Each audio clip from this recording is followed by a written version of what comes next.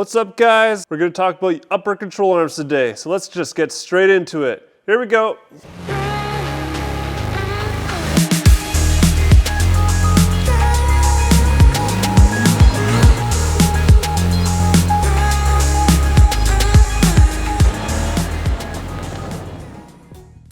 Today we're talking about upper control arms. We're a Toyota specific shop, but the geometry and the physics, all that's the same regardless of what kind of vehicle you have, as long as it's running a double A-arm setup. Typically you'll find people talking about upper control arms when they're changing their suspension and doing a lift. And they'll say, oh, I need to get upper control arms to fix my alignment or to get more travel or whatever. To clear big tires sometimes you hear, which is totally wrong. But there's definitely a few reasons that you're gonna hear a lot of people talking about upper control arms. So the first reason you'd wanna change your upper control arms is to correct your caster. Your caster is the angle of your wheel, kind of like the head angle of a motorcycle or bike. As your suspension droops out or as you lift your vehicle, they're both causing the same action, you're losing caster. So an upper control arm will move the upper ball joint out a little bit and back a little bit. And that's gonna correct a little bit of the camber, but mostly for the caster. I'm gonna do another video about alignments specifically and how they all affect your vehicle and what you can do to affect your alignment. But for now, what you should really know is that having more caster is gonna make your vehicle more stable at high speeds and make your turn in slower and your steering wheel center better.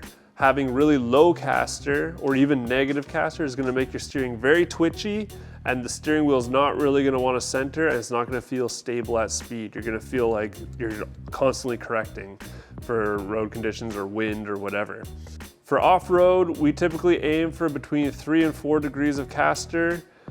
Sometimes you want to run more caster, depending on the vehicle, depending on what you want to do and your suspension setup. But typically, most people are going to be between 3 and 4 degrees for off-road, even though that's outside of the typical range that Toyota would recommend. A big misconception online is that adding more caster is giving you more clearance for bigger tires, and that's simply not the case. Adding caster can be done with a lower control arm by moving it forward, or with the upper control arm, which is what we're talking about now, and moving it backwards. So moving your upper control arm backwards towards the firewall is gonna give you actually less clearance at the firewall than you did before, but it's gonna correct your alignment. To do the same thing, you could move the lower control arm forward and it would gain you clearance at the firewall while still correcting your caster. But there's not a lot of options to be able to do that, but there are some, which we'll talk about in a different video.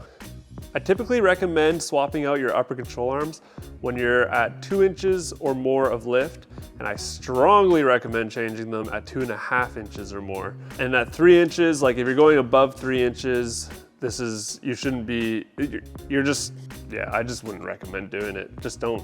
Sticking around 2 inches is gonna give you the best performance for sure, as you don't wanna lose all that down travel. The second reason that you'd wanna change your upper control arm is to get more droop or more travel. There's 2 ways that an upper control arm will give you more travel, and it depends on your suspension setup, as you will need different shocks to get more travel. Just changing the upper control arm is not gonna do anything. But if you change your shocks and they allow for more travel, you have to change your upper control arm. And that's because the ball joint doesn't have enough articulation or movement in it, and it will bind up. So as the suspension droops out, it gets bound up and it's gonna limit the travel, even if the shock would let it go further. The other reason is because say you have your shock like this and the control arm goes around it, so as it droops out, the inside will hit the coil and it will bind up on the coil of the shock itself. And that's obviously not good, and you're gonna limit your travel that way as well. So between those 2 things, you will be able to gain more droop if you have a shock that allows it. The third reason that you'd want to change your upper control arm is for more strength. So if you're wheeling your truck really hard, or you're jumping it, or you're getting crazy, you definitely want to change your upper control arm to just have a stronger ball joint, stronger arm in general. All that stuff can be strengthened, and aftermarket upper control arms are all going to be stronger than what you have stock on your truck. We sell a few different brands of upper control arms in our shop. One of the most popular control arms that you've probably heard of is SPC, or Specialty Performance Products, or Specialty Product Company. SBC anyway. They're very popular because they have decent bushings that don't squeak, and they have an adjustable ball joint. So that's the biggest reason, because that ball joint can be used to make your alignment however you want. You can move it in, you can move it out, and that will correct your camber so you can move your lower however you want and still fix your alignment at the top. You can also move the caster by turning the ball joint, so you can move it forward or back. Normally, we would set them up relatively neutral, which actually gives you more caster, but depending on the setup, you could move them forward. You're just gonna have low caster, but you'll gain a little bit of clearance at the firewall, but not very much. So that's a big benefit to the SBCs, is having that adjustability.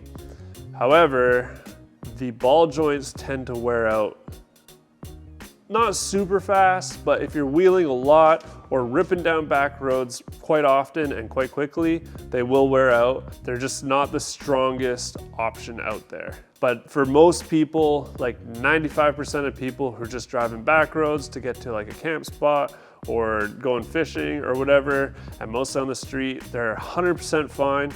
But for the guys that really know that they want to like whoop their truck, they're probably not the best option. Another kind of upper control arm that you've probably seen a few times would have a Uniball on the outer instead of a ball joint. Uniballs are awesome because they're super strong, but the problem with them, especially up here in BC, is that they get a lot of crud in them and they wear out really quickly as well, and they can get noisy. So exposed Uniballs are not the best for our climate, but they're wicked strong. If you're in the desert or something like that where everything's dry all the time, they're probably one of the best options, but you know, in BC here, I just can't recommend them. A brand that uses exposed Uniballs like that is Total Chaos, and they also use a polyurethane inner bushing. If you ask anybody that's run an arm with a poly bushing like that on the inner, it squeaks like crazy. Even if you grease it with the proper grease, it's still gonna be loud, but they are really strong, so if you're just going for strength and performance, they're gonna be a good option for you. There are some other arms that use different joints. You've probably heard of Delta joints or EMF joints. I think there's a few different brands that are doing similar things where they have basically a Uniball with a sealed top. So instead of like just an exposed Uniball with a bolt going through, they have a sealed top cap thing, and then the Uniball comes out the bottom with a stud on it. So it's like kind of like a mash between a ball joint and a Uniball. And they're really strong, but they also aren't exposed. So they're kind of the best of both worlds.